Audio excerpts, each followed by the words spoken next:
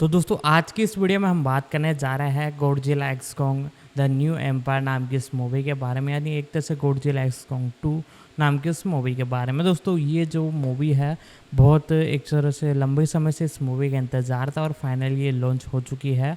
तो आज इसी मूवी के ऊपर आपको सारी कुछ जानकारी देने वाला हूँ। पहले रेटिंग जान लेते हैं। रेटिंग 6.7 की रही है 10 में से IMDb, और साथ ही साथ रेड टमाटोज़ की रेटिंग 56% की रेटिंग है, जो कि बहुत बढ़िया है इस मूवी के बारे में।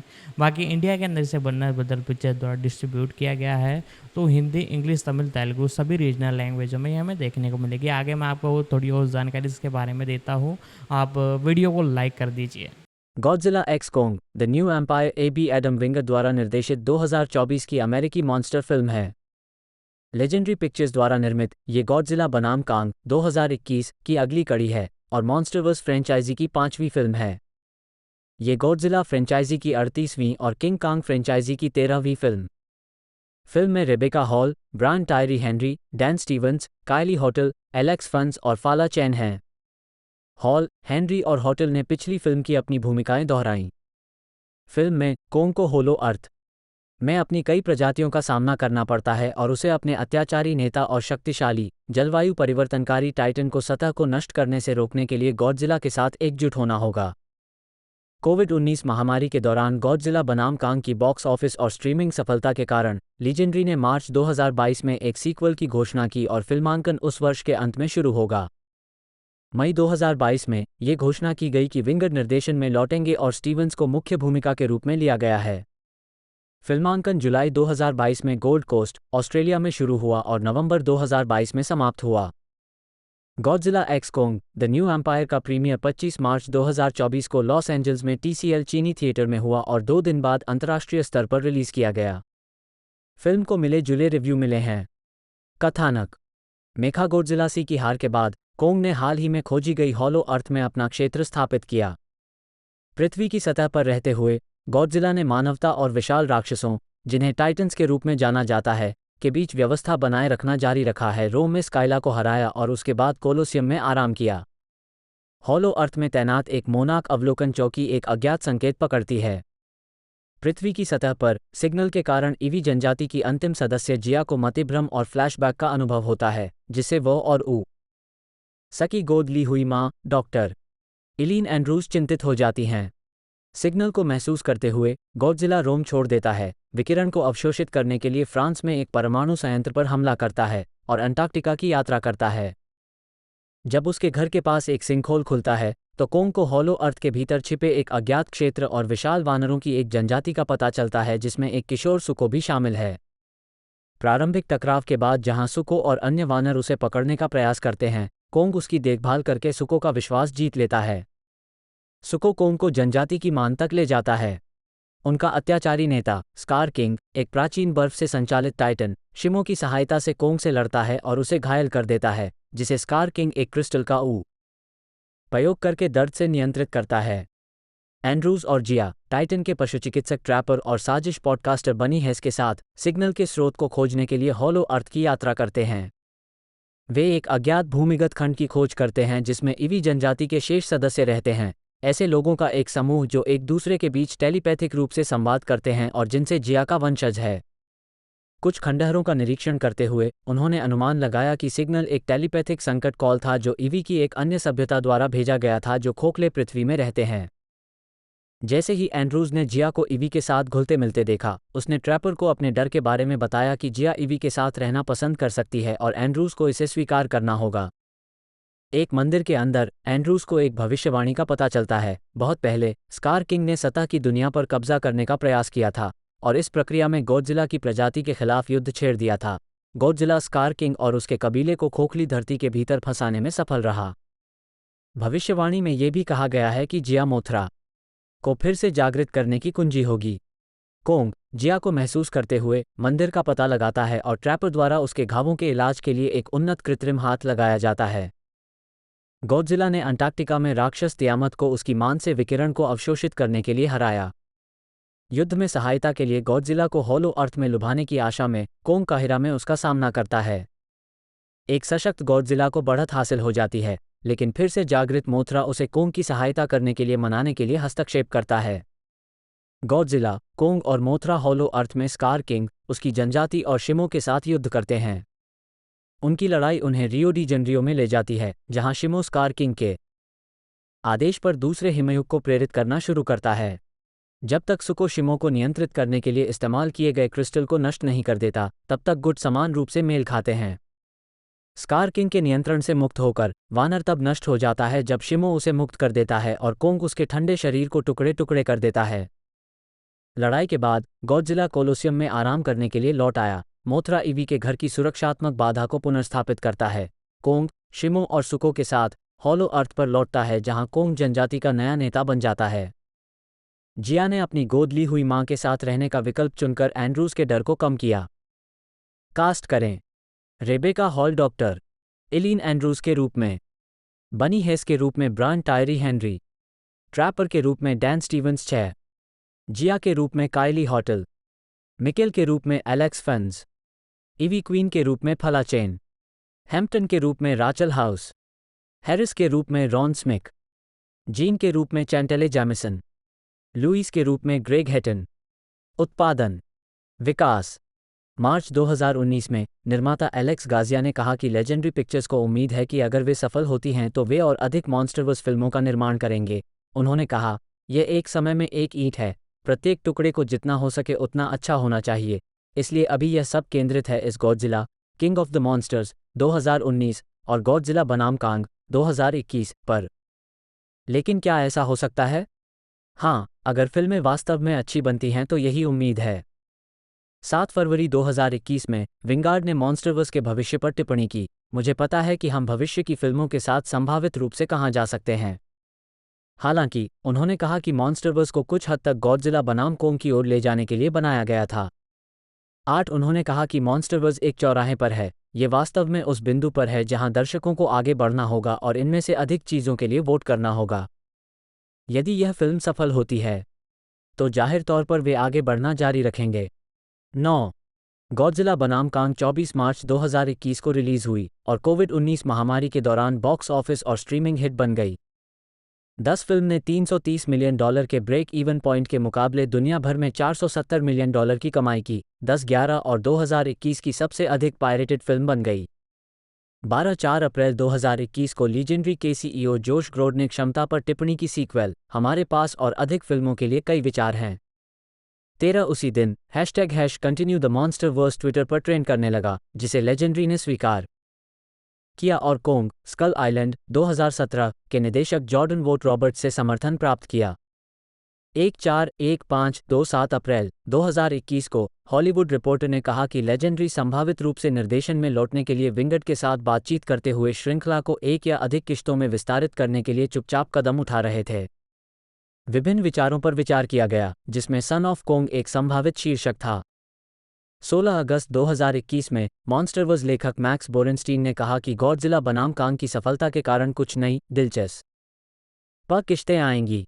17-20 मार्च 2022 को ये घोषणा की गई थी कि गॉडजिला बनाम कांग की अगली कड़ी की शूटिंग वर्ष के अंत में गोल्ड कोस्ट, क्वींसलैंड और दक्षिण पूर्व क्वींसलैंड के अन्य स्थानों में शुरू होने वाली थी। 18 मई 2022 में ये घोषणा की गई कि विंगार्ड निर्देशन में लौटेंगे और डैन स्टीवंस को मुख्य भूमिका के लिए चुना गया है। विंगार्ड और स्टीवंस ने पहले द गेस्ट 2014 में एक साथ काम किया था। 19 मई 2022 में प्रोडक्शन वीकली ने बताया कि फिल्म का कार्यकारी शीर्षक ओरिजिन्स था। 20-30 जून 2022 को ये पता चला कि Mary Parent, Alex Garcia, Eric McLeod, Brian Rogers, Thomas Tull और जॉन जशनी निर्माण के लिए वापस आएंगे। 21 जुलाई 2022 को टोहो ने पुष्टि की कि फिल्म में गॉडजिला होगा। 23 प्री प्रोडक्शन। विंगड ने याद किया कि फिल्म का प्री प्रोडक्शन जनवरी 2022 में शुरू हुआ था। 24 अगस्त 2022 में वार्नर ब्रदर्स पिक्चर्स और लेजेंडरी ने एक नए सारांश की घोषणा की और कहा कि Rebecca Hall, Brian Tyree Henry और काइली हॉटल गॉडजिला बनाम कांग से अपनी भूमिकाओं को फिर से निभाएंगे, जबकि फला चैन, एलेक्स फेंस और राचल हाउस भी कलाकारों में शामिल होंगे। ये भी पता चला कि विंगड एक बार फिर प्रोडक्शन डिजाइनर टॉम हैमॉक, संपादक जोश शेफर, संगीतकार टॉम होल्केनबर्ग के साथ सहयोग करेंगे और टेरी रॉसियो, जेरेमी स्लेट रा और विंगड के लगातार सहयोगी साइमन बैरेट के साथ स्क्रिप्ट लिखने के लिए लौट आए थे। 25-22 अंततः रॉसियो, बैरेट और स्लेटर को स्क्रीन प्ले बाय क्रेडिट प्राप्त हुआ, जबकि रोसियो, विंगार्ड और बैरेट को स्टोरी बाय क्रेडिट प्राप्त हुआ। माइकल डफर्टी और जैक शील्ड्स दोनों ने Godzilla, king of the monsters और गॉडजिला बनाम कांग का सह-लेखन किया। उन्होंने जेम्स एशक्रॉफ्ट, एली कैंट और निकोल पर्लमैन के साथ ऑफ स्क्रीन अतिरिक्त साहित्यिक सामग्री क्रेडिट साझा किया। 26-27 फिल्मांकन। प्रधान फोटोग्राफी 29 जुलाई 2022 को गोल्ड कोस्ट, क्वींसलैंड में शुरू हुई। 28 उत्पादन की शुरुआत में बेन सैरसिन की फोटोग्राफी के निदेशक के रूप में वापसी की पुष्टि हुई थी।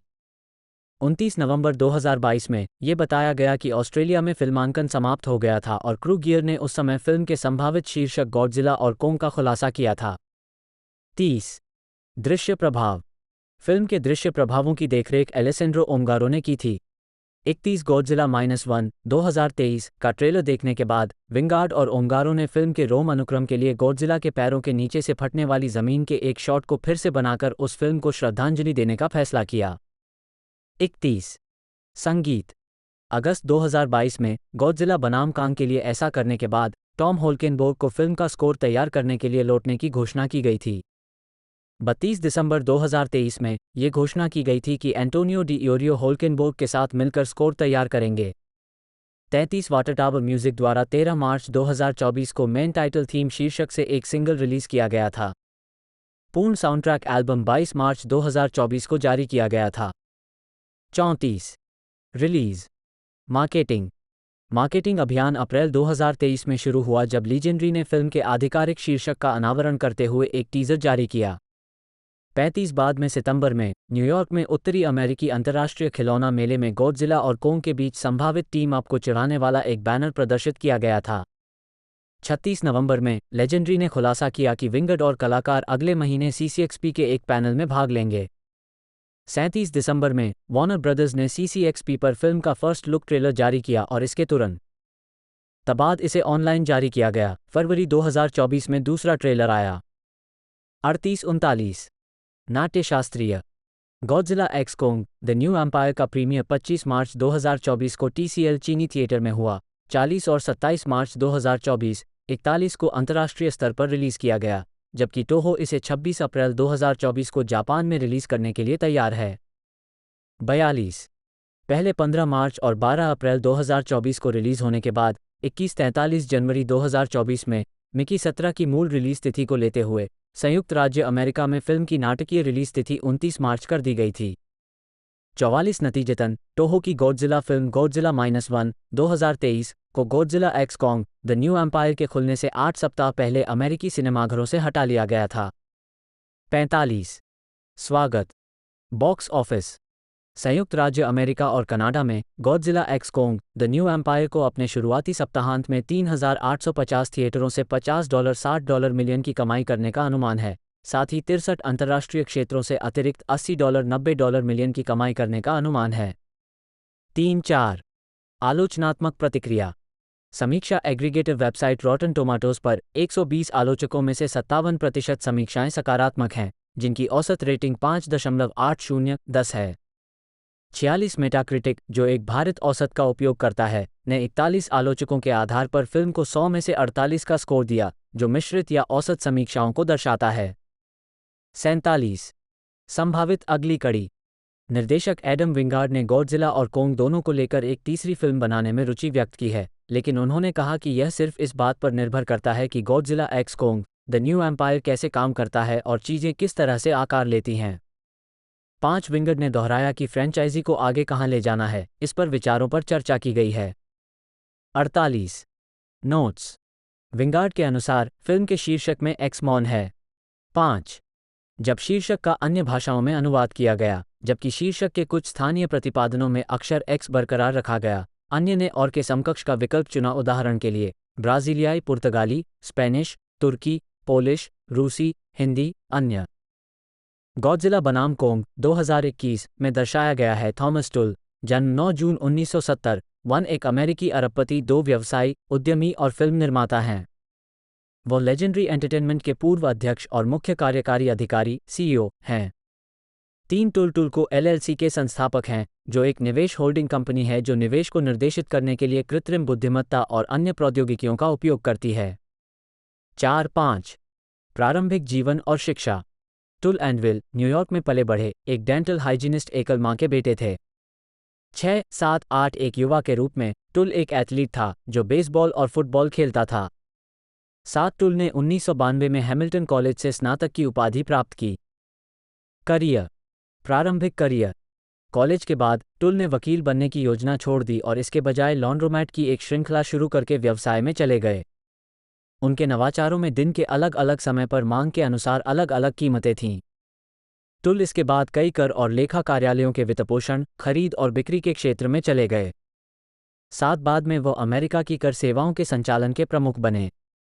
9 उनका व्यवसाय जैक्सन हेविट टैक्स सर्विसेज की फ्रेंचाइजी से इकाइयां खरीदना और संचालन को समेकित करना था। जिन लोगों ने फ्रेंचाइजी स्थान स्थापित किए थे वे अक्सर वेतनभोगी प्रबंधक बनना पसंद करते थे। 2001 में टुल ने अटलांटा स्थित निवेश समूह कॉन्वेक्स ग्रुप में शामिल होने के लिए इंटरैक्टिव टेक्नोलॉजी फंड्स छोड़ दिया। 10-11 उनकी फर्म ने मनोरंजन में निवेश किया, जहां टुल ने मनोरंजन व्यवसाय सीखना शुरू किया। 2003 में एक फिल्म कार्यकारी के साथ निजी इक्विटी की क्षमता पर चर्चा करने के बाद टुल ने कॉन्वेक्स को छोड़ दिया और लेजेंडरी पिक्चर्स बैनर के तहत फिल्मों के निर्माण के वित्तपोषण के लिए इक्विटी में $600 मिलियन जुटाए। 6 पौराणिक मनोरंजन। टुल ने 2005 में लेजेंडरी एंटरटेनमेंट की स्थापना की और सीईओ और चेयरमैन बने। 12 कंपनी ने संयुक्त रूप से फिल्मों के वित्तपोषण और निर्माण के लिए वार्नर ब्रदर्स के साथ 2005 में साझेदारी की। 7 2009 में मूल निवेशकों को खरीदकर टुल लेजेंडरी का बहुमत शेयरधारक बन गया। 7 वार्नर डील के बाद 2013 में यूनिवर्सल स्टूडियो के साथ इसी तरह की डील हुई। उन्होंने फिल्म ब्लैकहैट के निर्माण में भी मदद की। लेजेंडरी फिल्मों के विपणन के तरीके को बेहतर बनाने के लिए प्रौद्योगिकी और डेटा विश्लेषण का उपयोग करने वाली पहली फिल्म निर्माण कंपनियों में से एक थी। लेजेंडरी शुरू करने के कुछ ही समय बाद टुल ने कंपनी के भीतर एक नया एनालिटिक्स डिवीजन बनाया जो अन्य प्रमुख निर्णयों के अलावा मार्केटिंग निर्णयों को बेहतर बनाने के लिए डेटा का उपयोग करता है। 131415 जनवरी 2016 में लेजेंडरी को वांडा कल्चरल इंडस्ट्री ग्रुप द्वारा $3.5 बिलियन में अधिग्रहित किया गया था, जिसमें टुल की 20% हिस्सेदारी बरकरार थी। 1 साल बाद जनवरी 2017 में टुल ने कंपनी छोड़ दी। 16-17 टुल खुद को कॉमिक्स का फैनबॉय बताता है और लीजेंडरी द्वारा निर्मित कई फिल्में टुल की निजी पसंदीदा थीं, जिनमें वॉचमैन, 300 और डार्क नाइट शामिल हैं। 8 जब टुल ने अधिकार लेने की व्यवस्था की तो वॉचमैन वर्षों तक विकास नरक में थे। 8300 को अन्य स्टूडियो ने अस्वीकार कर दिया था। 7 टुल खुद को एक गेमर भी बताते हैं और उन्होंने फिल्म से वीडियो गेम रूपांतरण पर काम करने के लिए अल्पकालिक ब्रैश एंटरटेनमेंट की सह स्थापना की। 6-18 अन्य प्रमुख फिल्मों में इंसेप्शन, द हैंगओवर और इसके सीक्वल मैन ऑफ स्टील और अन्य शामिल हैं।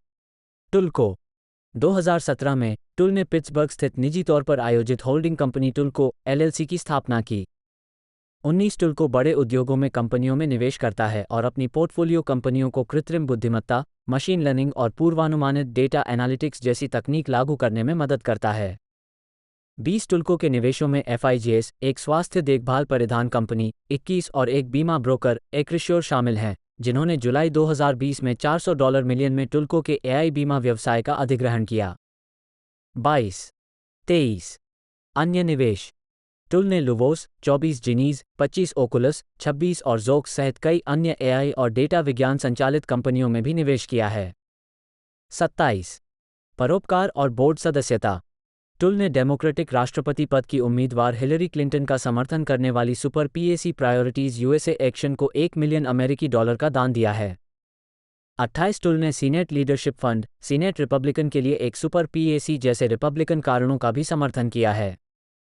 29 उन्होंने टुल फैमिली फाउंडेशन की स्थापना की। 30 जिसने नेशनल लिटिल लीग सहित युवाओं, स्वास्थ्य और शिक्षा के क्षेत्रों में कई कारणों का समर्थन किया है। $31.4 मिलियन मूल्य के व्यक्तिगत सुरक्षा उपकरण PPE का दान। कोविड-19 महामारी के दौरान 32 बाल चिकित्सा अनुसंधान और कला चिकित्सा कार्यक्रमों के लिए पिट्सबर्ग फाउंडेशन के चिल्ड्रंस हॉस्पिटल को एक दान। 33 और मस्तिष्क कैंसर अनुसंधान के लिए पिट्सबर्ग विश्वविद्यालय को एक अनुदान। 34 वो MIT school of engineering dean की सलाहकार परिषद। 35 कार्नेगी मेलन विश्वविद्यालय के न्यासी बोर्ड, येलोस्टोन फॉरएवर। 36 और baseball hall of fame board of directors के सदस्य हैं। टुल को 1 अप्रैल 2022 से MIT स्कूल ऑफ इंजीनियरिंग में इनोवेशन का विजिटिंग स्कॉलर नियुक्त किया गया था। 37 व्यक्तिगत जीवन। वह अपनी पत्नी और बच्चों के साथ पिट्सबर्ग, पेंसिल्वेनिया में रहता है।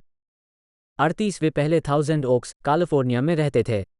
जनवरी 2018 में 33 एकड़ से अधिक के थाउजेंड ओक्स कंपाउंड को $85 मिलियन में सूचीबद्ध किया गया था। 39 टुल 4 साल की उम्र से पिट्सबर्ग स्टीलर्स के प्रशंसक रहे हैं और 2009 में टीम के आंशिक मालिक बन गए। 40 वो अमेरिकी रॉक और दक्षिणी सोल बैंड घोस्ट हाउंड्स के संस्थापक और सदस्य हैं, जिसमें वो गिटार बजाते हैं।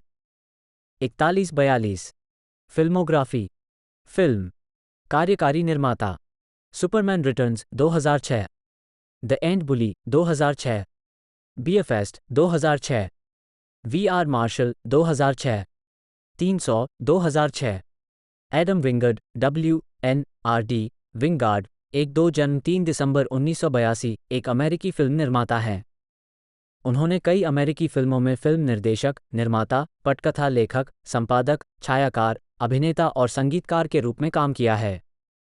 3-4 मम्बलकोर आंदोलन के सदस्य के रूप में शुरुआती करियर के बाद वह हॉरर और एक्शन शैलियों में अपने काम के लिए उल्लेखनीय हो गए, विशेष रूप से फिल्में यू आर नेक्स्ट 2011 और द गेस्ट 2014 और बड़े बजट की फ्रेंचाइजी फिल्में ब्लेयर विच 2016, डेथ नोट 2017 और गॉडजिला बनाम कांग 2021 और इसका sequel Godzilla x Kong The new Empire 2024। प्रारंभिक जीवन। विंगर्ड का जन्म ओक रिज, टेनेसी में हुआ था और उन्होंने 2002 में फुल सेल यूनिवर्सिटी से स्नातक की उपाधि प्राप्त की। करियर। उनकी पहली फीचर हॉरर कॉमेडी होमसिक, जिसमें बिल मोस्ले और टिफनी शेपिस ने अभिनय किया था, उनकी दूसरी फीचर साइकोट्रोपिक भूत कहानी वाली हॉरर फिल्म पॉप्सकल की ओर एक कदम थी। $2000 के कुल बजट पर बनी पॉप्सकल का अंतर्राष्ट्रीय प्रीमियर रोम फिल्म फेस्टिवल में और इसका घरेलू प्रीमियर 2007 में AFI फिल्म फेस्टिवल में हुआ था। A Horrible Way to Die 2010 और What Fun We Were Having 2011 इसके बाद आए। Romantic horror film A Horrible Way to Die का प्रीमियर 2010 के टोरंटो इंटरनेशनल फिल्म फेस्टिवल में वैंगार्ड सेक्शन में हुआ था और इसे उत्तरी अमेरिकी नाटकीय और होम मीडिया रिलीज के लिए फेस्टिवल में स्टार्स एंकर बे द्वारा अधिग्रहित किया गया था। हम क्या मजा कर रहे थे डेट रेप के बारे में 4 कहानियां एक 4 भाग का संकलन है, जिसका प्रीमियर कनाडा के मॉन्ट्रियल में 2011 फैंटास्टिया फिल्म फेस्टिवल में हुआ था, जहां विंगार्ड को अपने साइड बार सेक्शन के साथ फेस्टिवल द्वारा सम्मानित किया गया था। Medicated monsters. A spotlight film निर्माता एडम विंगर्ड पर। 2011 में विंगर्ड ने अभिनेता और फिल्म निर्माता जो स्वानबर्ग के साथ ऑटोएरोटिक का सह निर्देशन किया। उन्हें ड्राफ्ट हाउस फिल्म्स और मैग्नेट के लिए 26 अध्याय की horror comedy anthology the ABC of death के एक अध्याय का निर्देशन करने के लिए चुना गया था। एक एकल निर्देशन प्रयास यू आर नेक्स्ट एक घरेलू आक्रमण स्लेशर का premiere 2011 Toronto International Film Festival में मिडनाइट मैडनेस अनुभाग के हिस्से के रूप में किया गया था। 5 फिल्म को लायंस गेट द्वारा अधिग्रहित किया गया था और अगस्त 2013 में इसे अनुकूल समीक्षा के साथ व्यापक रिलीज मिली।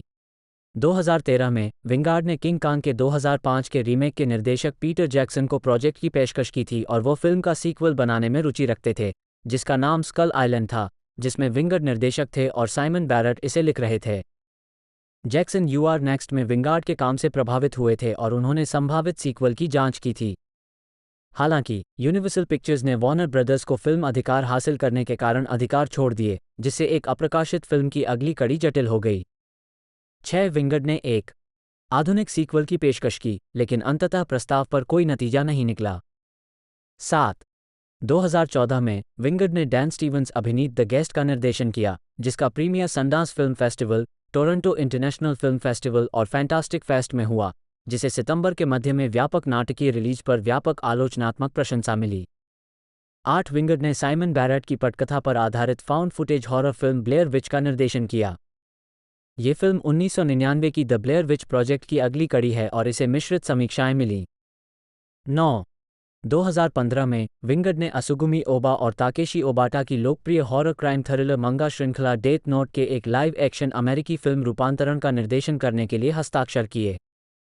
10 neo knower dark fantasy horror thriller को नेटफ्लिक्स पर 25 अगस्त 2017 को मिश्रित स्वागत के साथ रिलीज किया गया था, जिसमें स्रोत सामग्री, जल्दबाजी वाले कथानक, उथले निष्पादन, लेखन और गति में बदलावों की संख्या को लेकर आलोचना की गई थी, जबकि प्रशंसा का उद्देश्य दृश्य शैली, निर्देशन, कलाकारों का प्रदर्शन, साउंडट्रैक और रहस्य की गहरी कर्कश भावना के साथ साथ डेथ नोट मिथोस पर अद्वितीय और विशिष्ट प्रयास करना था। मिश्रित प्रतिक्रिया के बावजूद फिल्म को नेटफ्लिक्स के लिए इतनी बड़ी सफलता माना गया कि 2018 में ग्रेग रूसो ने इसकी पटकथा लिखी और इसका सीक्वल बनाया।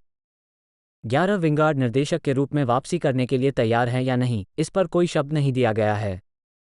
मई 2017 में विंगर्ड को गॉडजिला बनाम कांग के लिए निर्देशक के रूप में घोषित किया गया था, जो मार्च 2021 में रिलीज हुई थी। 12 फरवरी 2021 में ये घोषणा की गई थी कि विंगर्ड साइमन बैरेट के साथ फेस की अगली कड़ी का निर्देशन और सह-लेखन करेंगे। बंद 13 मार्च 2021 में विंगर्ड को थंडरकैट्स के निदेशक के रूप में घोषित किया गया था। उन्होंने बैरेट के साथ इसका सह-लेखन भी किया था। 14 मई 2021 में ये घोषणा की गई थी कि विंगर्ड रॉबर्ट किर्कमैन की कॉमिक हार्डकोर के रूपांतरण का निर्देशन करेंगे। विंगार्ड विल सिमंस के साथ किर्कमैन की एक कहानी की पटकथा भी लिखेंगे। 15 अप्रैल 2021 में हॉलीवुड रिपोर्टर ने कहा कि लेजेंडरी मॉन्स्टरवर्स को एक या अधिक किस्तों में विस्तारित करने के लिए चुपचाप कदम उठा रहा था, जबकि विंगर्ड के साथ संभावित रूप से निर्देशन में लौटने के लिए बातचीत कर रहा था। विभिन्न विचारों पर विचार किया जा रहा था, जिसमें सन ऑफ कोंग एक संभावित शीर्षक था। 16 मई 2022 में ये बताया गया कि विंगर्ड गॉडजिला बनाम कांग की अगली कड़ी का निर्देशन करने के लिए वापस आएंगे, जिसका शीर्षक Godzilla x Kong the new Empire होगा। 17 पुरस्कार और नामांकन। विंगर्ड की फिल्म पॉप्सकल 181920 ने इंडियानापोलिस इंटरनेशनल फिल्म फेस्टिवल 21 में सर्वश्रेष्ठ फीचर फिल्म का पुरस्कार और बोस्टन अंडरग्राउंड फिल्म फेस्टिवल में जूरी पुरस्कार जीता। 22 विंगर्ड की A Horrible Way to Die ने ऑस्टिन, टेक्सास में 2010 के फैंटास्टिक फेस्ट में सर्वश्रेष्ठ पटकथा, साइमन बैरेट, सर्वश्रेष्ठ अभिनेता एजे बोवेन और सर्वश्रेष्ठ अभिनेत्री एमी सैमेट्स का पुरस्कार जीता।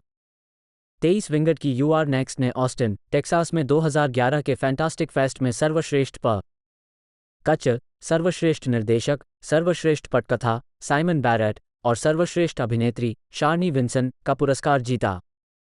24 फिल्मोग्राफी टेरी रॉसियो, जन्म 2 जुलाई 1960, एक अमेरिकी पटकथा लेखक और फिल्म निर्माता हैं। उन्होंने अलादीन, श्रेक और पायरेट्स ऑफ द कैरिबियन श्रृंखला की सभी 5 फिल्मों का सह-लेखन किया। उन्हें श्रेक के लिए सर्वश्रेष्ठ रूपांतरित पटकथा के लिए अकादमी पुरस्कार के लिए नामांकित किया गया था और फीचर प्रोडक्शन में लेखन के लिए एनी पुरस्कार जीता। साथ ही श्रेक के लिए सर्वश्रेष्ठ रूपांतरित पटकथा के लिए बाफ्टा पुरस्कार भी जीता। वो अक्सर साथी पटकथा लेखक टेड इलियट के साथ सहयोग करते हैं। जीवन और करियर।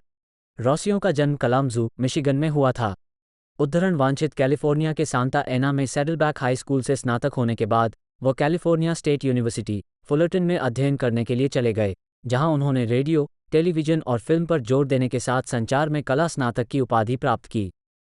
वो वर्डप्ले के संस्थापक हैं, जिसे wordplayer.com के नाम से भी जाना जाता है, जो इंटरनेट पर प्रमुख पटकथा लेखन साइटों में से एक है।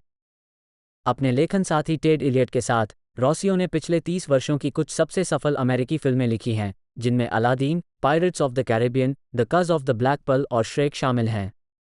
एक घरेलू बॉक्स ऑफिस से लगभग 5 अरब डॉलर की कमाई के साथ वह अब तक के 11वें सबसे सफल पटकथा लेखक हैं। 2 मई 1993 में रॉसियो और इलियट को ट्राइस्टार पिक्चर्स द्वारा गॉडजिला के लिए पटकथा लिखने के लिए काम पर रखा गया था, जिसमें गॉडजिला को न्यूयॉर्क में आकार बदलने वाले एलियन से लड़ते हुए दिखाया गया था। उनकी स्क्रिप्ट को रोलैंड एमरिच ने डीन डेवलिन के साथ मिलकर लिखी गई अपनी नई स्क्रिप्ट के पक्ष में हटा दिया था। हालांकि रॉसियो और इलियट ने स्टोरी बाय क्रेडिट बरकरार रखा। 2015 में डोडी गोल्ड मैनेजमेंट ने रॉसियो के खिलाफ कमीशन गैर भुगतान मुकदमा दायर किया और $25,000 से अधिक के नुकसान के साथ साथ एक अदालत की घोषणा के लिए जूरी ट्रायल की मांग की कि वे 10% कमीशन के हकदार हैं और रिकॉर्ड और लेखांकन पर पूरी नज़र डालें। रॉसियो और उनके चैमेलियन प्रोडक्शंस। 4 मार्च 2017 में लेजेंडरी एंटरटेनमेंट ने घोषणा की कि रॉसियो गॉडजिला बनाम कांग की कहानी विकसित करने में मदद करने के लिए उनके राइटर्स रूम का नेतृत्व करेंगे। 5 उन्हें फिल्म के लिए स्टोरी बाय क्रेडिट मिला। 6 जून 2019 में रॉसियो को द अमेजिंग मॉरिस के लिए पटकथा लेखक के रूप में घोषित किया गया था। 7 2021 में रॉसियो और बिल मार्सिली ने अपनी विशिष्ट स्क्रिप्ट टाइम जोन को अमेजन स्टूडियो को बेच दिया। ये फिल्म अमेजन स्टूडियो और डेविस एंटरटेनमेंट के बीच एक संयुक्त उद्यम होगी। 8 फरवरी 2023 में एशली बेल और doctor Bernice a king, Martin Luther king की बेटी, ने रीड लाइफ एंटरटेनमेंट के लॉन्च के साथ साथ टेरी रॉसियो और केविन अर्बुएट द्वारा लिखित कैश मनी का कार्यकारी निर्माण करने के अपने इरादे की घोषणा की, जो टेलीविजन और फिल्म बनाने की योजना बना रही है। मजबूत सामाजिक संदेश पर केंद्रित परियोजनाएं। अर्बुइट कैश मनी का निर्देशन करने जा रहे हैं। 9. विवाद। 23 नवंबर 2018 को रोसियो ने वैक्सीन से क्षतिग्रस्त बच्चों के माता-पिता के प्रति अपनी संवेदना व्यक्त की, हालांकि उन्होंने एंटी वैक्स शब्द की तुलना निगर के बराबर एक गाली से की। तत्काल आक्रोश के बाद उन्होंने अगले दिन अपशब्द का उपयोग करने और यह घोषणा करने के लिए माफ़ी मांगी कि दोनों विशेषण एक जैसे थे। 10. फिल्मोग्राफी। साइमन बैरेट, जन्म 1978, एक अमेरिकी अभिनेता, निर्माता और पटकथा लेखक हैं, जिन्हें एडम विंगट के साथ उनके सहयोग के लिए जाना जाता है, जिसमें A Horrible Way to Die, 2, You Are Next और शामिल हैं। अतिथि। वो मंबलकोर आंदोलन से जुड़े हैं और उन्होंने निर्देशक जो स्वानबर्ग के साथ कई बार काम किया है। प्रारंभिक जीवन। बैरेट का जन्म कोलंबिया, मिसौरी में 1978 में हुआ था। 2. करियर। बैरेट ने अपनी फिल्मों में कई भूमिकाएं निभाई हैं। वो इसका श्रेय अपनी शुरुआती फिल्मों के कम बजट को देते हैं, जिसमें उन्हें और उनके अक्सर सहयोगी रहे एडम विंगार्ड को अभिनय करने के लिए मजबूर होना पड़ा, क्योंकि वे किसी और को काम पर रखने का जोखिम नहीं उठा सकते थे। 3. बैरेट अपनी पटकथा लेखन को सूचित करने के साथ साथ अपने अभिनय को भी श्रेय देते हैं।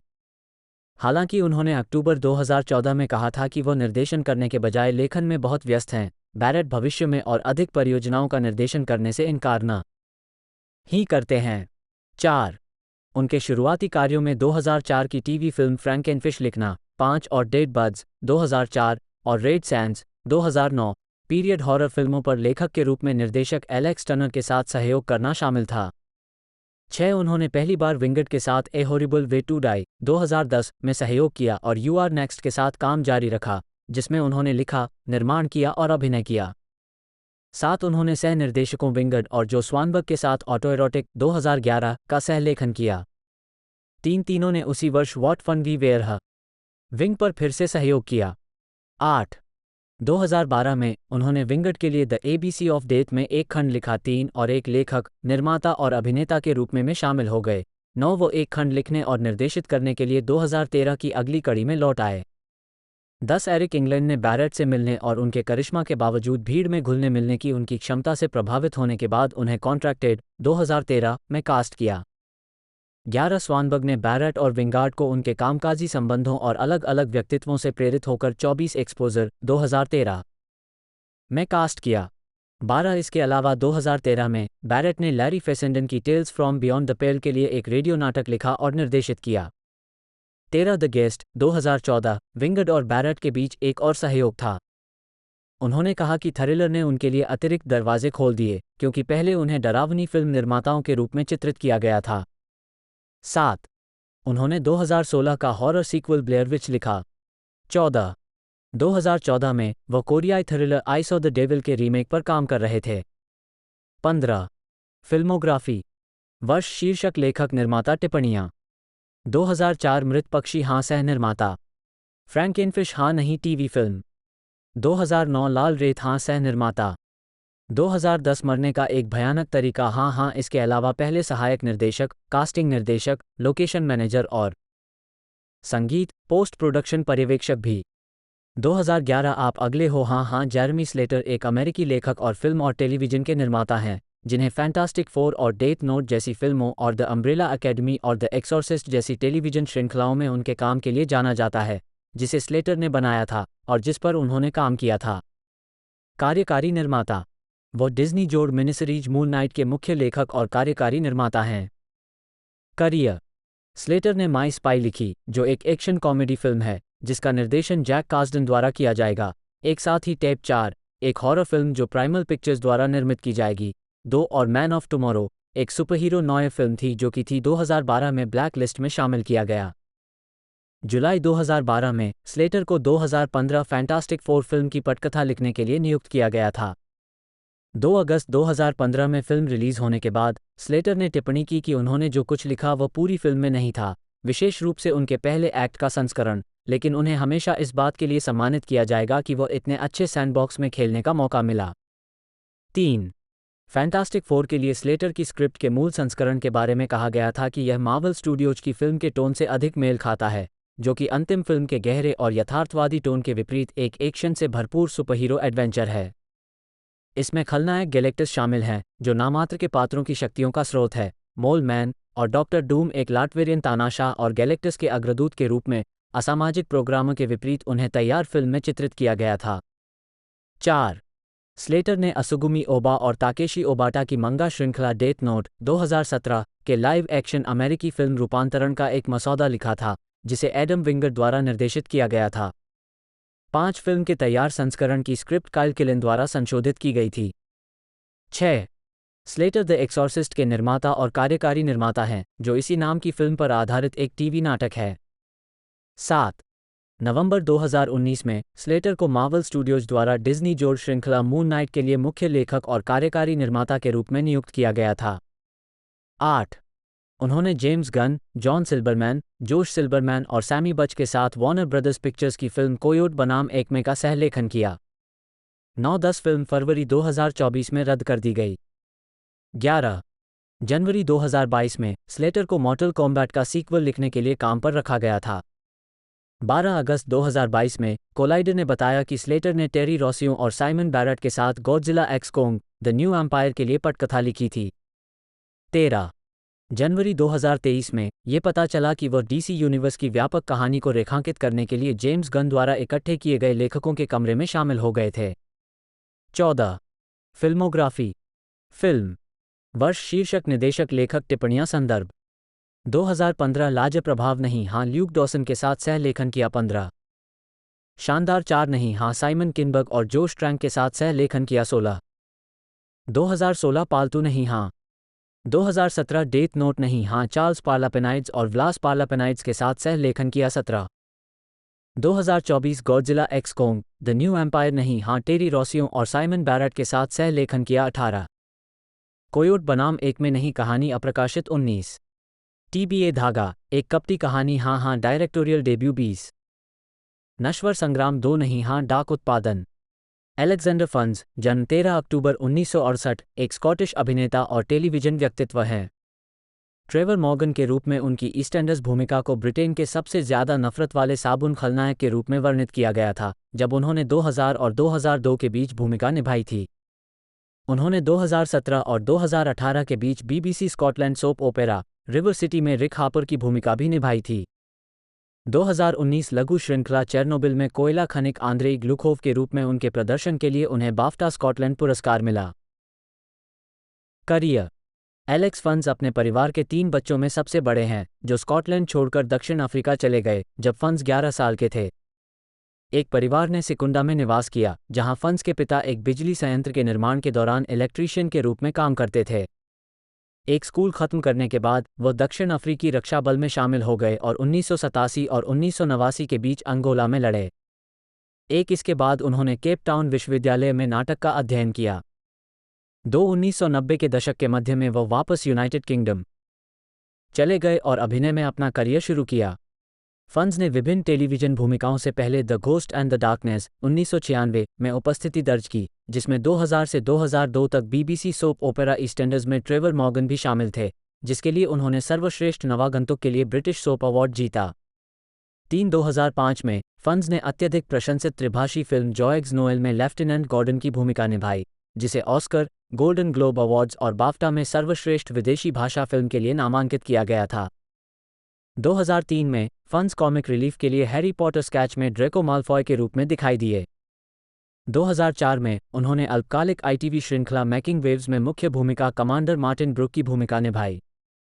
उसी वर्ष वह एक फेस्टिवल फिल्म और टीवी प्रोडक्शन मैन डांसिन में दिखाई दिए, जिसने फेस्टिवल सर्किट पर कई पुरस्कार जीते, जिसमें सैक्रामेंटो फिल्म फेस्टिवल में उत्कृष्ट मूल पटकथा भी शामिल थी। वो कोरोनेशन स्ट्रीट पर भी दिखाई दिए हैं। उद्धरण वांछित वह 2006 की फिल्म शैडो मैन में शमिट के रूप में भी दिखाई दिए हैं, जिसमें स्टीवन सीगल भी थे। उनके नाट्य कार्यों में आईडी में टेपवॉर्म, एक मतिभ्रम की भूमिका, दिमित्री स्फेंडास के बारे में एक नाटक और दक्षिण अफ्रीकी प्रधानमंत्री हेनरिक वेरवॉर्ड की उनकी हत्या, 2008 में अगाथा क्रिस्टी की हत्या के रहस्य का राष्ट्रीय दौरा और फिर वहां कोई नहीं था और शामिल हैं। दंत चिकित्सक के रूप में भयावहता की छोटी सी दुकान, 2011 में स्कॉटिश दौरे के दौरान उन्होंने अपने जीवन पर आधारित नाटक द हॉर्डमैन में स्कॉटिश गैंगस्टर जिमी बॉयल की भूमिका निभाई, जिसे सकारात्मक समीक्षा मिली। 4. उन्होंने 2009 में स्मिर्नॉफ वोडका विज्ञापन में भी एक संक्षिप्त भूमिका निभाई। फंस ने दोस्त रिकी ग्रोव्स के साथ साझेदारी में टेलीविजन श्रृंखला सेलिब्रिटी कोच ट्रिप में भाग लिया। 5. उन्होंने 2011 के लंदन पुनरुद्धार और उसके बाद दक्षिण प्रशांत केयू के दौरे में लूथर के रूप में अभिनय किया। 2013 में उन्होंने ग्लासगो के सिटीजन थिएटर में ट्रू वेस्ट में ली के रूप में अभिनय किया। 2014 में उन्होंने 24 लिव अनदर डे में अभिनय किया। 2016 में फंस ने ITV की वेरा श्रृंखला 6 एपिसोड 4 द सी ग्लास में माइकल क्विन के रूप में अभिनय किया। वो BBC की वालेंडर श्रृंखला 4 एपिसोड 1 द व्हाइट लाइनस में एक्सेल हेडमैन के रूप में भी दिखाई दिए। उन्होंने HBO 2019 मिनी सीरीज चेर्नोबिल में तुला कोयला खनिकों के नेता आंद्रेई ग्लूकोव की भूमिका निभाई। इस प्रदर्शन के लिए उन्हें टेलीविजन में सर्वश्रेष्ठ अभिनेता का बाफ्टा स्कॉटलैंड पुरस्कार मिला। 6. फंस नेटफ्लिक्स के द इरेगुलर्स 2021 में विक कॉलिंस के रूप में दिखाई दिए। उन्होंने सुपरहीरो फिल्म द बैटमैन 2022 में गोथम पुलिस कमिश्नर पीट सैवेज की भूमिका निभाई। डिज्नी जोड़ सीरीज एंडो में सार्जेंट लिनूस मॉस के रूप में दिखाई दिए। रेबेका मारिया हॉल स्पेक्टर, जन्म 3 मई 1982, एक अंग्रेजी अभिनेत्री और फिल्म निर्माता हैं। उन्होंने 1992 में अपने पिता सर पीटर हॉल द्वारा निर्देशित द कैमोमाइल लॉन के टेलीविजन रूपांतरण में 10 साल की उम्र में पहली बार ऑन स्क्रीन उपस्थिति दर्ज की। उनके पेशेवर मंच की शुरुआत उनके पिता की 2002 में निर्मित मिसेज वॉरेन प्रोफेशन से हुई, जिसने उन्हें इयान चार्ल्सन पुरस्कार दिलाया। 2006 में स्टार्टर फॉर 10 में अपनी पहली फिल्म के बाद हॉल को क्रिस्टोफर नोलन की थ्रिलर फिल्म द प्रेस्टीज में सफल भूमिका मिली। 2008 में उन्होंने वुडी एलन की romantic comedy Vicky Cristina Barcelona में अभिनय किया, जिसके लिए उन्हें सर्वश्रेष्ठ अभिनेत्री के लिए गोल्डन ग्लोब नामांकन मिला। इसके बाद हॉल कई फिल्मों में नजर आए, जिनमें रॉन हॉवर्ड की ऐतिहासिक drama Frost Nixon 2008, Ben Affleck की crime drama the town 2010, horror thriller the awakening 2011, superhero film iron man शामिल हैं। 3. 2013 science fiction film transcendence 2014, thriller the gift 2015, fantasy film the BFG 2016 और जीवनी नाटक professor Marston and the wonder women 2017। 2016 में जीवनी नाटक Christine में समाचार रिपोर्टर क्रिस्टीन चुबक के किरदार के लिए हॉल को आलोचकों द्वारा प्रशंसा मिली। उसके बाद से उन्होंने मॉन्स्टरवर्स फिल्मों गॉडजिला बनाम कांग 2021 और Godzilla x Kong the new Empire 2024 में अभिनय किया है और पीरियड ड्रामा पासिंग 2021 के साथ अपने निर्देशन की शुरुआत की है। हॉल ने ब्रिटिश टेलीविज़न पर भी कई उल्लेखनीय प्रस्तुतियां दी हैं।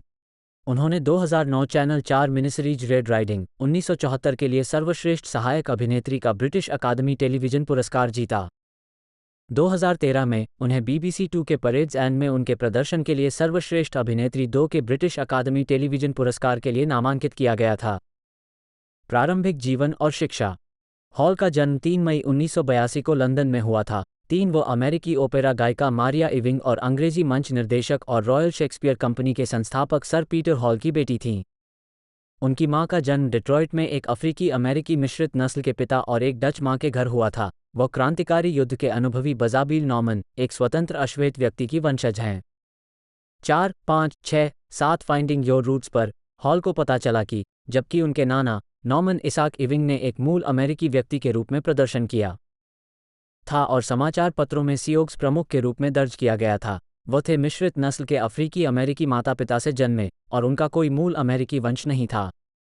उनके अपने पिता हॉल के परदादा जॉन विलियम इविंग गुलामी में पैदा हुए थे और वाशिंगटन DC के अश्वेत समुदाय में एक प्रमुख व्यक्ति बन गए थे।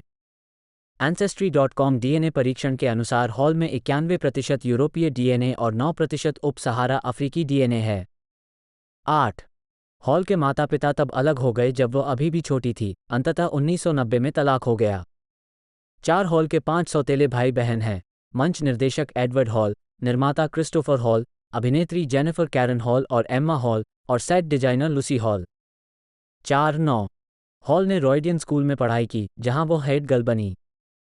4. 2002 में अपने अंतिम वर्ष से ठीक पहले पढ़ाई छोड़ने से पहले उन्होंने सेंट कैथरीन कॉलेज, कैम्ब्रिज में अंग्रेजी साहित्य का अध्ययन किया। 4111 कैम्ब्रिज में अपने समय के दौरान वह छात्र थिएटर जगत में सक्रिय थीं और उन्होंने अपनी खुद की थिएटर कंपनी भी स्थापित की। 12 वह मार्लो सोसाइटी की सदस्य थीं और उन्होंने इमैनुअल कॉलेज में अंग्रेजी साहित्य के छात्र अपने गृह साथी डैन स्टीवंस के साथ कई प्रस्तुतियों में प्रदर्शन किया। 13-14 आजीविका फिल्म और टेलीविज़न 2011 टोरंटो अंतर्राष्ट्रीय फिल्म महोत्सव में हॉल की पहली पेशेवर भूमिका 1992 में आई, जब वो 9 साल की उम्र में अपने पिता के मैरी वेस्ले के द कैमोमाइल लॉन के टेलीविज़न रूपांतरण में युवा सोफी के रूप में दिखाई दी। 15 उनकी फीचर फिल्म की शुरुआत 2006 में डेविड निकोल्स के स्टार्टर फॉर 10 के फिल्म रूपांतरण में रेबेका एप्स्टीन के रूप में हुई। उन्हें क्रिस्टोफर नोलन की फिल्म द प्रेस्टीज 2006 में सारा बॉर्डन की भूमिका से सफलता मिली। इसके बाद वो 2007 में स्टीफन पोलियाकॉफ के जो पैलेस में दिखाई दी 16 और साथ ही वाइट सरगासो सी और रबहॉट सहित कई अन्य टेलीविज़न फिल्मों में भी दिखाई दी। हॉल की हॉलीवुड प्रसिद्धि तब बढ़ी जब उन्होंने वुडी एलन की फिल्म विक्की क्रिस्टिना बार्सिलोना 2008 में शीर्षक पात्रों में से एक विक्की के रूप में अभिनय किया। 17 उनके प्रदर्शन को खूब सराहा गया। 17 और उन्हें सर्वश्रेष्ठ अभिनेत्री मोशन पिक्चर म्यूजिकल या कॉमेडी के लिए गोल्डन ग्लोब अवार्ड के लिए नामांकित किया गया। 2008 में वो रॉन हॉवर्ड के ऐतिहासिक नाटक फ्रॉस्ट निक्सन में माइकल शीन के डेविड फ्रॉस्ट की प्रेमिका के रूप में दिखाई दी। अगले वर्ष उन्हें ऑस्कर वाइल्ड के 1890 के उपन्यास the picture of Dorian Gray पर आधारित British fantasy horror film Dorian Gray में लिया गया। इंडी फिल्म प्लीज गिव में एक छोटी भूमिका के बाद हॉल ने बैन एफ्लेक के अपराध नाटक द टाउन 2010 में एफ्लेक और जॉन हैम के साथ अभिनय किया। 17 जून 2010 में उन्होंने 2009 channel 4 production Red Riding in the Year of Our Lord 1974 में पाउला गार्लैंड के किरदार के लिए सर्वश्रेष्ठ सहायक अभिनेत्री का ब्रिटिश अकादमी टेलीविज़न पुरस्कार जीता। 18 अगले वर्ष उन्होंने सितंबर 2011 में रिलीज हुई ब्रिटिश भूत फिल्म द अवेकनिंग में मुख्य महिला भूमिका निभाई। 19-20 2012 में उन्होंने कॉमेडी ड्रामा फिल्म ले द फेवरेट में बैथ रेमर की भूमिका निभाई, जो रेमर के इसी शीर्षक के संस्मरण पर आधारित थी। एक समीक्षा में टिप्पणी की गई कि वो रेमर की भूमिका प्रकृति की एक प्यारी शक्ति के रूप में निभाती है जो चरित्र की ताकत के माध्यम से किसी तरह एक खतरनाक दुनिया में जीवित रहने का प्रबंधन करती है। 21 उन्होंने अगली बार प्रोडक्शन के परेड एंड 2012 में बेनेडिक्ट कम्बरबैच के साथ अभिनय किया, जिसे उन्हें सर्वश्रेष्ठ अभिनेत्री के लिए बाफ्टा टेलीविज़न पुरस्कार नामांकन मिला। 22 2013 में हॉल ने सुपरहीरो फिल्म आयरन मैन 3 में माया हैंसन के रूप में जेसिका चैस्टन की जगह ली। उसी वर्ष वह राजनीतिक थ्रिलर क्लोज्ड सर्किट 2013 में दिखाई दी। इसके बाद उन्होंने वैली फिस्टर के निर्देशन में बनी पहली फिल्म ट्रांसेंडेंस 2014 में जॉनी डेप के साथ अभिनय किया। 23 2015 में हॉल ने रोमांटिक कॉमेडी टम्बलडाउन और जोएल एडगिटन के निर्देशन में बनी पहली फिल्म द गिफ्ट में अभिनय किया। 24-25 2016 के जीवनी नाटक क्रिस्टीन में हॉल ने वास्तविक जीवन समाचार रिपोर्टर क्रिस्टीन चुबक की भूमिका निभाई। वैरायटी ने उन्हें अब तक की पेशकश की गई सबसे अच्छी भूमिका में असुविधाजनक रूप से इलेक्ट्रिक कहा। 26 2017 में उन्होंने professor Marston and the wonder women में एलिजाबेथ होलोवे मार्स्टन की भूमिका निभाई, जो एक वास्तविक जीवन की मनोवैज्ञानिक थी जिसने वंडर वुमन को प्रेरित किया था। उसी वर्ष hall A rainy day in New York के कलाकारों में शामिल हो गए और उन्हें वुडी एलन के साथ फिर से जोड़ा गया। 27 जनवरी 2018 में हॉल ने वुडी एलन के खिलाफ यौन शोषण के आरोप से संबंधित साहित्य को दोबारा पढ़ने के बाद अपना वेतन टाइम अप को दान कर दिया। उन्होंने कहा, मैं न केवल देखती हूं कि यह मामला कितना जटिल है, बल्कि यह कि मेरे कार्यों ने एक और महिला को परेशान कर दिया है। मुझे लगता है कि चुप करा दिया गया है और खारिज कर दिया गया है। मुझे इस फैसले पर अफसोस है और मैं आज ऐसा निर्णय नहीं लूंगा। 28 हॉल ने मिराई 2018 में किरदार मदर के लिए अंग्रेजी डब प्रदान किया। 2020 के दशक की शुरुआत में हॉल ने अच्छी तरह से समीक्षा की गई horror thriller the Night house में अभिनय किया और सह कार्यकारी का निर्माण किया, जो 2021 में रिलीज हुई थी। उसी वर्ष वह राक्षस फिल्म गॉडजिला बनाम कांग में दिखाई दी और अपने निर्देशन की शुरुआत की। नाटक पासिंग, जिसे उन्होंने लिखा और सह निर्मित भी किया। पासिंग का प्रीमियर 2021 सनडांस फिल्म फेस्टिवल में हुआ और इसे आलोचनात्मक प्रशंसा मिली। 29303132 इससे पहले कि इसके वितरण अधिकार नेटफ्लिक्स द्वारा लगभग $16 मिलियन में हासिल कर लिए गए। 33 अवस्था 2016 कांस फिल्म फेस्टिवल में हॉल ने 2002 में अपने पेशेवर मंच की शुरुआत की जब उन्होंने लंदन के स्ट्रैंड थिएटर में अपने पिता के प्रोडक्शन मिसेज वॉरेन प्रोफेशन में विवी के रूप में अभिनय किया। उनके प्रदर्शन को प्रशंसनीय 34 और उत्कृष्ट बताया गया 35, जिसके कारण उन्हें 2003 में इयान चार्ल्सन पुरस्कार मिला। 36-37 2003 में हॉल के पिता ने बाथ, समरसेट में थिएटर रॉयल में 5 नाटकों के एक सीजन का मंचन करके थिएटर निर्देशक के रूप में 50 साल पूरे होने का जश्न मनाया। हॉल ने इनमें से 2 नाटकों में अभिनय किया। वह अपने पिता के निर्माण में एज यू लाइक इट में रोजालिंड के रूप में दिखाई दी 38, जिससे उन्हें दूसरा चार्ल्सन नामांकन प्राप्त हुआ 39, और उन्होंने D.H. लॉरेंस की द फाइट फॉर बाबरा के पुनरुद्धार में थिया शारॉक की शीर्षक भूमिका में अभिनय किया। 40 2004 में हॉल थिएटर रॉयल बाथ में पीटर हॉल कंपनी के ली 3 नाटकों में दिखाई दिए, जिनमें से 2 का निर्देशन उनके पिता ने किया, मैन और सुपरमैन जिसमें उन्होंने एन की भूमिका निभाई, और गैलीलियोस डॉटर जिसमें उन्होंने सिस्टर मारिया सेलेस्टे की भूमिका निभाई। तीसरा, मोलियर का डॉन हुआन जिसमें उन्होंने एल्विरा की भूमिका निभाई थी, का निर्देशन शारॉक ने किया था। 41 2005 में हॉल ने अपने पिता के निर्देशन में एक बार फिर एज यू लाइक इट के टूरिंग प्रोडक्शन में रोजालिंड की भूमिका दोहराई। इस दौरे में किंगस्टन अपॉन टेम्स में रोज थिएटर, न्यूयॉर्क में ब्रुकलिन संगीत अकादमी, सैन फ्रांसिस्को में कुरिन थिएटर 42 और लॉस एंजल्स में अहमानसन थिएटर में प्रदर्शन किया गया।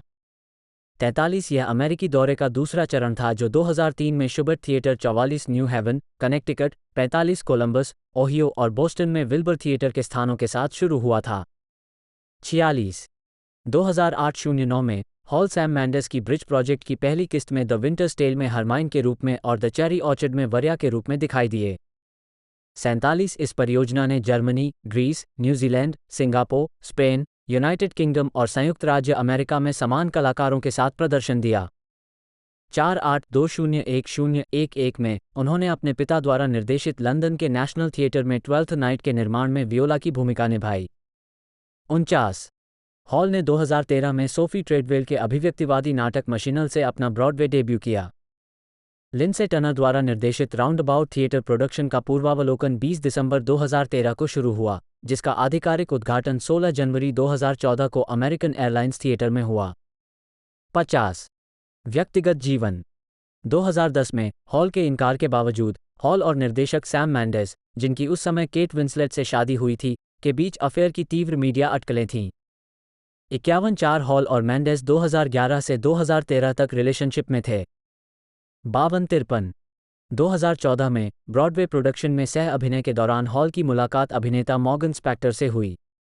54 उन्होंने 2015 में शादी की। 53 उनकी बेटी का जन्म 2018 में हुआ।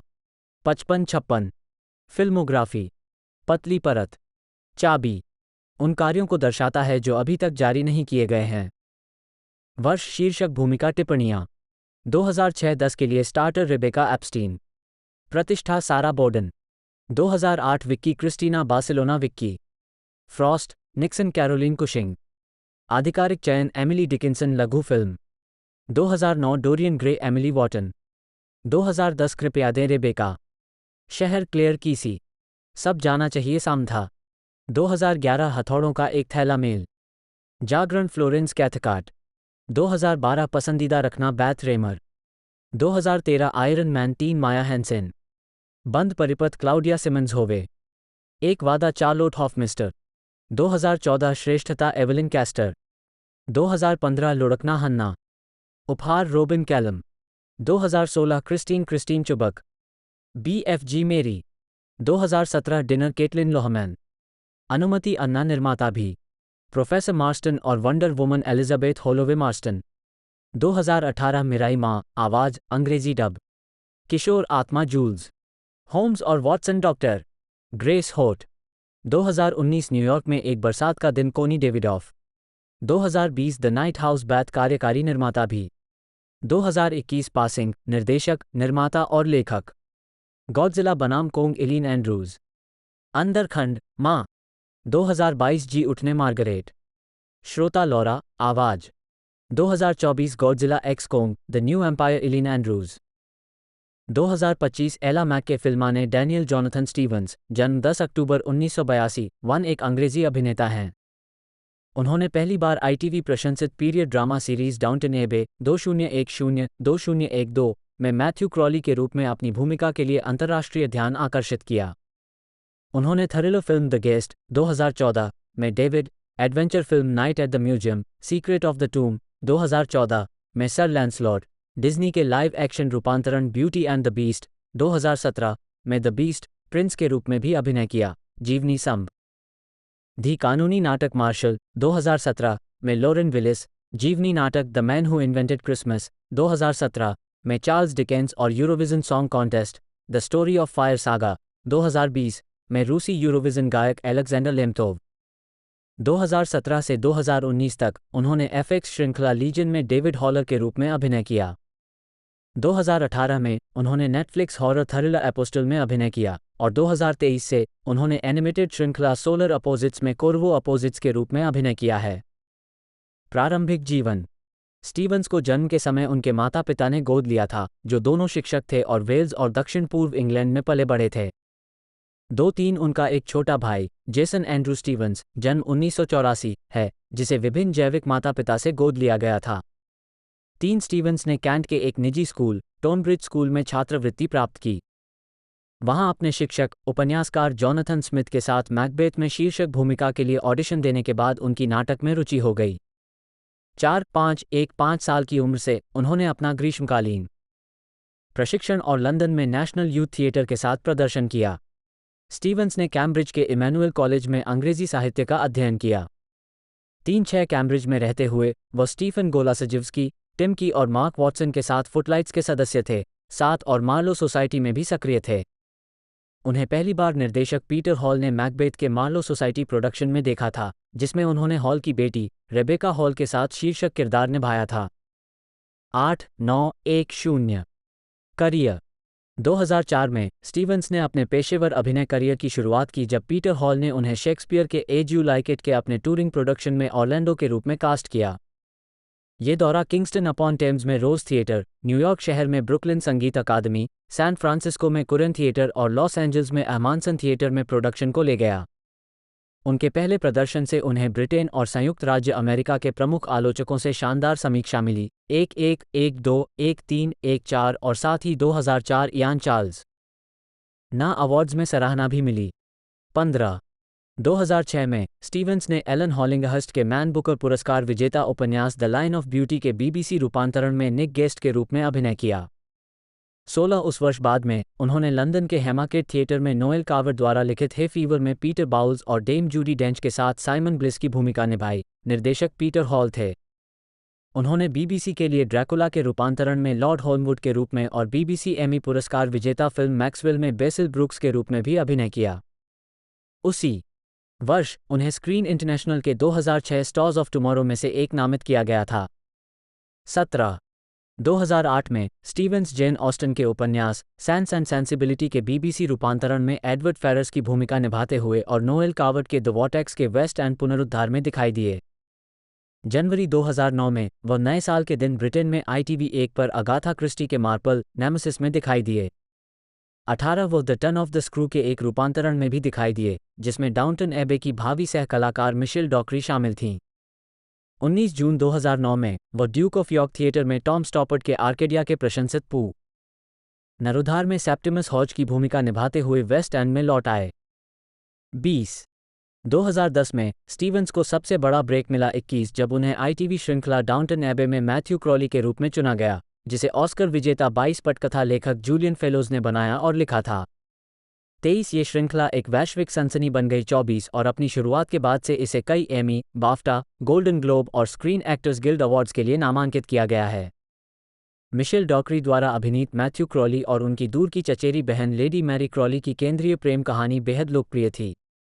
अपने करियर के साथ आगे बढ़ने के लिए दृढ़ संकल्पित, स्टीवंस ने 2012 में तीसरे सीजन और क्रिसमस स्पेशल को खत्म करने के बाद श्रृंखला छोड़ने का फैसला किया। 25-26 उनके बाहर निकलने से प्रशंसकों में भारी हंगामा हुआ, जिन्होंने विशेष रूप से ट्विटर और अन्य सोशल मीडिया का सहारा लिया। पात्र की मृत्यु पर अपना गुस्सा व्यक्त करने के लिए साइटें 27 नवंबर 2011 में स्टीवंस ने have I got news for you के एक एपिसोड की अतिथि मेज़बानी की। मार्च 2012 में उन्होंने एमी हैकलिंग की वैम्प्स और फरवरी में समर की शूटिंग पूरी की, जो एक कलाकार कॉलोनी में स्थापित एक एडवर्डियन रोमांस फिल्म थी। 28 इसके अलावा 2012 में स्टीवंस अपने परिवार के साथ न्यूयॉर्क शहर चले गए। 29 जब उन्होंने उस वर्ष द हैरिस में जेसिका चेस्टन और डेविड स्ट्रैथरन के साथ अपना ब्रॉडवे डेब्यू किया। 30 2014 में स्टीवंस ने स्वतंत्र फिल्म द गेस्ट में अभिनय किया, जिसमें हाल ही में सेवामुक्त हुए सेना के एक अनुभवी व्यक्ति के चित्रण के लिए आलोचनात्मक प्रशंसा प्राप्त की, जो अपनी असली पहचान की रक्षा के लिए हत्या की होड़ में चला जाता है। 3-1, 3-2, 3-3 अपने प्रदर्शन के लिए उन्होंने सर्वश्रेष्ठ अभिनेता के लिए सैटर्न पुरस्कार नामांकन अर्जित किया। इसके अलावा 2014 में वह जादुई यथार्थवाद comedy drama film the cobbler और dark action film a walk among the tombstones में दिखाई दिए। उन्होंने 2014 की कॉमेडी फिल्म म night at the museum secret of the tomb में सर लैंसलॉट की भूमिका निभाई। 3-4, 3-5, 3-6, 3-7 फरवरी 2016 में स्टीवंस को नू हॉले द्वारा निर्मित एक एक्स-मेन संबंधित नाटक एफएक्स श्रृंखला लीजन में डेविड चार्ल्स हॉलर की मुख्य भूमिका में लिया गया था। 38 पहला सीजन फरवरी 2017 में प्रसारित होना शुरू हुआ और इसे आलोचकों की प्रशंसा मिली। दूसरा सीजन अगले साल प्रसारित हुआ और जून 2018 में तीसरे सीजन के लिए नवीनीकृत किया गया। 39-40 2017 में बिल कॉन्डन द्वारा निर्देशित डिज्नी के लाइव एक्शन रूपांतरण ब्यूटी एंड द बीस्ट में स्टीवंस ने बैले के रूप में एम्मा वॉटसन के साथ बीस्ट की मुख्य भूमिका निभाई। 41 फिल्म को सकारात्मक समीक्षा के साथ मार्च 2017 में रिलीज किया गया था और दुनिया भर में बॉक्स ऑफिस राजस्व में $2 बिलियन से अधिक की कमाई की, जिससे ये सबसे ज्यादा कमाई करने वाली लाइव एक्शन म्यूजिकल फिल्म बन गई। 2017 की दूसरी सबसे ज्यादा कमाई करने वाली फिल्म और 17वीं सबसे ज्यादा कमाई करने वाली फिल्म बन गई। अब तक की सबसे ज्यादा कमाई करने वाली फिल्म 4-2, 4-3, 4-4 उसी वर्ष वह चैडविक बोसमैन, जोश गार्ड और केट हडसन के साथ मार्शल में दिखाई दिए। 45 और भरत नल्लूरी द्वारा निर्देशित the man who invented Christmas और क्रिस्टोफर प्लमर के साथ सह कलाकार थे। जॉनथन प्राइस 46 स्टीवंस 2019 वंडरकॉन में लीजन का प्रचार कर रहे हैं। 2018 में स्टीवंस ने गैरेथ ह्यू इवांस द्वारा निर्देशित नेटफ्लिक्स थ्रिलर फिल्म एपोस्टल में अभिनय किया। 4748-2019 में स्टीवंस ने सितंबर 2019 में रिलीज नाटक लूसी इन द स्काई में सह अभिनय किया। इसमें नताली पोर्टमैन और जॉन हैम सह कलाकार हैं और लीजन निर्माता नोआ हॉले द्वारा निर्देशित है। 2020 में स्टीवंस ने 21 फरवरी 2020 को रिलीज हुई the call of the wild में हैरिस फोर्ड के साथ सह अभिनय किया। ये फिल्म जैक लंदन के अमेरिकी क्लासिक उपन्यास पर आधारित है। वो मार्टिन मैकडोनाग की डार्क कॉमेडी हैंगमैन में अभिनय करने के लिए ब्रॉडवे भी लौट आए। अटलांटिक थिएटर कंपनी के प्रोडक्शन में मार्क एडी और इवन ब्रेमनर ने सह अभिनय किया। स्टीवंस ने मूनी की महत्वपूर्ण भूमिका निभाई। प्रोडक्शन को मैनहट्टन के गोल्डन थिएटर में 20 सप्ताह की सीमित अवधि के लिए आयोजित किया जाना था। 49 पूर्वावलोकन 29 फरवरी। तो दोस्तों ये जो मूवी है एक एक्शन साईफाई मूवी है। 1 घंटा 55 मिनट टोटल इस मूवी की लेंथ है। साथ ही साथ रेटिंग भी बहुत बढ़िया है, लोगों द्वारा भी इसे बड़ा पसंद किया गया। यदि आपको आज की हमारी ये वीडियो पसंद आती है तो वीडियो को लाइक कीजिएगा, चैनल को सब्सक्राइब कर दीजिएगा। स्टोरी तो मैंने आपको बता दी और बाकी एक्सप्लेनेशन इसकी फुल चाहते हो तो आप कमेंट कर सकते हो। मैं उस पर जल्द से जल्द वीडियो लाने की कोशिश करूँगा। दोस्तों आज की इस वीडियो में इतना ही, मिलते हैं अगले वीडियो में।